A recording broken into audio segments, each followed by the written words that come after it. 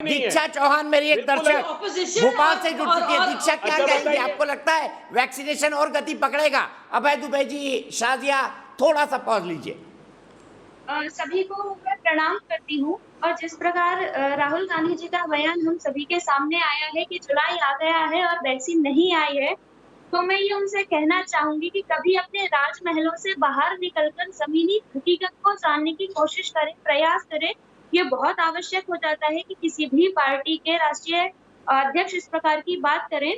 और रही बात शासकीय स्तर पर, अर्धशासकीय स्तर पर सामाजिक समूह जितने भी हैं, सब अपने-अपने स्तर पर बहुत अच्छा कार्य कर रहे हैं और टीकाकरण की जो हम देख रहे हैं गति मतलब दिन-प्रतिदिन बढ़ती ही जा रही है। और 21 तारीख के दिन तो ये आंकड़ा जो है सर्वाधिक हुआ है। भारत में 88 लाख लोगों को वैक्सीनेशन किया गया है, जिसमें मध्य प्रदेश में 16 लाख लोगों को टीका लगाए गए हैं। भोपाल और इंदौर जैसे शहर में 2 से ढाई लाख लोगों को ठीक है, उस दिन टीका लगाए गए हैं। तो ये इस प्रकार से कहना शोभा नहीं देता है। ये हम जैसे कार्यकर्ताओं के लिए सामाजिक स्तर पर कार्य कर रहे हैं, ये हम लोगों के कार्य कहीं न कहीं नज़रअंदाज करना है, हम लोगों की भावनाओं को आहत करना है। और मैं कहना चाहूँगी ठीक है, ठीक है दीक्षा, ठीक है दीक्षा, ठीक है दीक्षा, आपने अपनी बात रखी और मजबूती के साथ रखी। आप ही के पॉइंट को मैं आशुतोष के पास लेकर चलता हूं। राहुल सर ने कहा कि सरकार की नीयत पर संदेह नहीं करना चाहिए। आशुतोष, आप क्या संदेह करेंगे सरकार की नीयत पर कि दिसंबर तक वैक्सीनेशन पूरा नहीं होगा?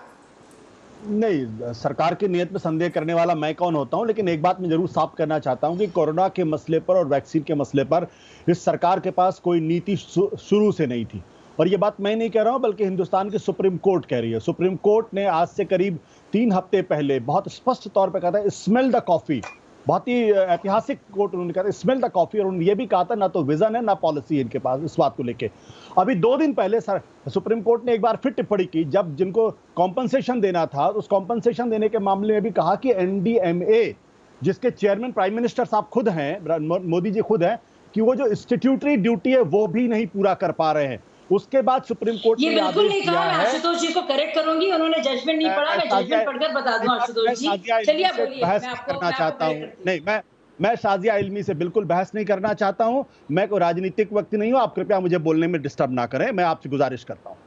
अभी मैं माफी चाहती हूं, आपके बाद में बोलूंगी और इसी जजमेंट के बारे में आपको थोड़ा ज्ञान बिल्कुल। मैं जरा अखबार उठा देना मनु।